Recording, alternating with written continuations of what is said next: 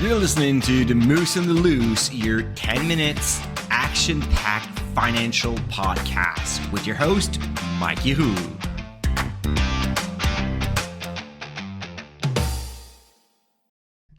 Hey, what's up, Market Moose? This is Mike from The Moose on the Loose. I hope you are doing well on this Wednesday.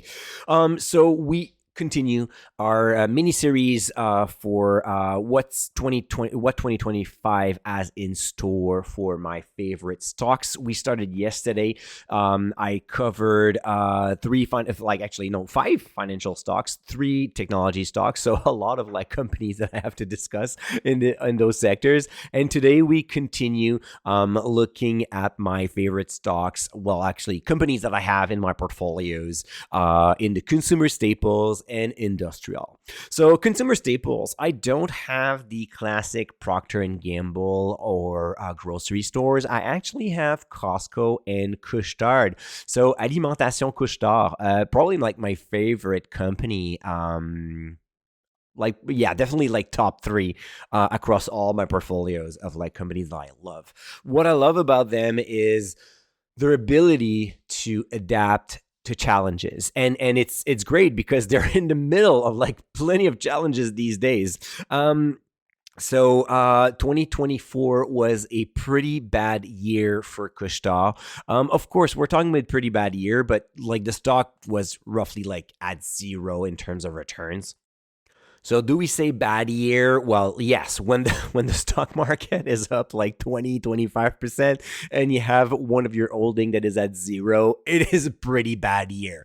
The thing is, the story here is they are facing a challenging economy. So consumers are a little bit more worried about their wallet. They're taking care of their budget, and they will not spend additional money for convenience.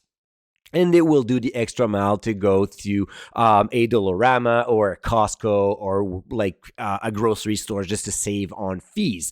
So Couche-Tard reported weak revenue, weak earnings throughout the entire of 2024. Not necessarily expecting better numbers for 25. Yes, in Canada, it's great because we have lower interest rates that are coming up. But keep in mind that Couche-Tard is making a lot more money and a lot more sales in the US. So the company must evolve and probably a little bit quicker than expected. But they already have a plan, so that's great. Between 2018 and 23, they had a 5-year plan, and then they reconduct another 5-year plan from 23 through 28, which as which is an evolution of the initial plan. One thing is always interesting from Couche-Tard is their ability to make the right acquisitions. So there was a lot of drama around the potential acquisition of 7-Eleven throughout the second half of 2024. It looks like the deal is not going to happen, but it's not buried yet. But definitely, Couche-Tard is not known to overpay for something. So if it's not meant to be, they're just going to turn around and then they're going to look for something else. So I have full belief, full faith into their plan. They have a very experienced management team that has proven over and over their ability to adapt. So I'm not really worried, but hopefully they're going to do a little bit better in 25. But it's usually great because it gives investors the opportunity to pick up on some shares when there are some challenges. So anyways, if I was not fully invested already in Couche-Tard, I would definitely add a little bit more. But right now, I'm my position is still pretty big. For Costco, it's great because even if there is good chances that we're going to have an economic slowdown in 2025, Costco is kind of the business model that will not feel it that much. Why? Because most of their consumers will be consumers that are making a lot of money because they have to pay for a membership. They have to have the ability to buy in bulk. So in general, Costco will serve people in that are well financially, so they will be less affected by the recession. And at the same time, it always feels good to save money when you buy at Costco compared to buying anywhere else. The thing that bugs me though is the valuation. Wow, PE ratio expansion as its finest. So the company now is pretty much obliged, forced, condemned to report on strong revenue and earnings growth quarter after quarter at this stage of their business, because they're trading at a crazy valuation. So you pay for quality, you pay for recurring revenues, but at one point, what's the limit that you're going to be willing to pay as an investor? So we'll have to figure it out, but yeah, that could be a big risk for Costco there. On the industrial sector, I have three great companies. Just before I move on to this, if you're looking for a quick way to start your investing research, you can download the DSR Rockstar List.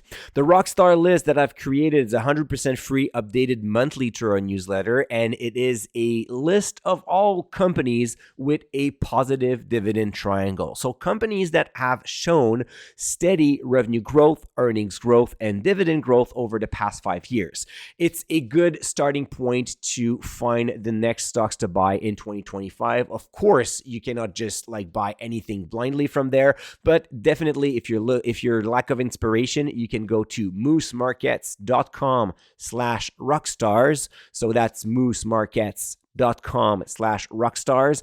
Register to the newsletter and you're going to receive it right away. If you're already registered, well, you just go to the special resources page that is being sent to you every Friday, and you have the updated Rockstar List right there. So now moving on to the industrial sector, it's going to be a fascinating year, especially for Canadian National Railway. I was about to talk about CNQ, not the right sector. Canadian National Railway, the company did not had a great year last year, and one of the reasons now is that we are definitely worried about a potential recession in Canada, and B, tariffs in the US. So in my view, it's an amazing opportunity to load up on CNR at this point, because yes, it's going to be a tough year. Probably that the stock price is not going to move that much, but going forward, who's going to use something else than railroads to do transportation, right? Well, nothing. Trucking business can take a bit of it, but most of it will still be driven by railroads. It is safe, it is reliable, it is effective, and not that costly. So whenever there's fears on the market, I like to grab a few shares of CNR. So that's probably what I'm going to do later on in 2025 if I have any money laying around. I just love this company for its Modi business, very stable. So whenever I can grab a CNR at 2% or more in terms of yield, that's a great pick. Toromont Industry, one of my favorite play into the infrastructure, the investment in infrastructure that Canada and the US must do going forward. Of course, it's going to be an interesting year because they have already reported a slowdown in 2024. I'm expecting the slowdown to continue in 2025, which actually makes it a great candidate to add to my portfolio, which I did actually. I actually going to share all those details with my Dividend Stocks Rock members this very Friday, actually. So they will know I sold my shares of Texas Instrument. I redistributed that money across a few companies that I have in my portfolio. Toromont is one of those. I had a little bit more to two of other companies as well. Mostly because when a company stock price is getting hit a little bit, well, it's always fine. It's always nice to add a few more shares. So Toromont Industries, a big leasing equipment company, doing a lot of business in Canada and the US, long-time dividend grower. So I'm expecting a rough year, but I'm not surprised. So that's going to be fine. The last one on my list, Automatic Data Processing, ADP, payroll services, HR services, doing business with so many large companies. It's great because it is generating a lot of recurring revenues. As long as people will get jobs, ADP will provide services and they will get paid. So that's a very steady business. Ironically, not highly valuated right now in terms of PE ratio. And if you're looking for like interesting companies on the US markets, well, this one is super stable, very strong dividend triangle, and is not like greatly overpriced versus like their average PE ratio. So I find it very interesting. I added this one about a year and a half ago to my portfolio. Very happy with this addition. The company's doing well. I think it's going to continue to do well going forward because they have like a massive list of clients already. And the great thing is I mean, I'm an employer myself, and as long as my payroll system works well, I have no intention of changing it ever, and that makes it a very sticky business. All right, guys, so do not forget to go to moosemarkets.com/rockstars to download the latest edition of the Rockstar List. It's coming up on each Friday. You can have the download link, and every month we upload it with a new set of metrics. All right, guys, we're going to end this quick series tomorrow talking about materials, utilities, and I'm going to make some room for TELUS and Granite, two of my not really well-performing stocks in my portfolio. So they deserve a segment on the Moose, right? So, all right, guys, take good care. We're going to talk again tomorrow. And until then, don't forget to stay invested. Hey, welcome to the disclaimer. If you're listening to The Moose and the Loose, you cannot really expect me to give you buy or sell recommendation or financial advice, right?